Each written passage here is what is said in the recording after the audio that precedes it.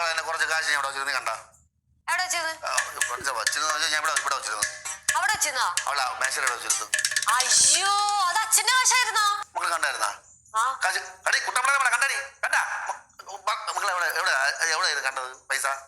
അതാ കൊറേ നേരം അവിടെ ഇരുന്ന് ബോറടിക്കുന്നു പറയുമ്പോഴത്തേക്ക് അതൊരു തോർത്തും ബക്കറ്റും എന്തൊക്കെയോ ആയിട്ട് ആ പാറവടയുടെ കിഴക്കോട്ടുള്ള വഴിയില്ല അങ്ങോട്ടേക്ക് പോണുണ്ടായിരുന്നു.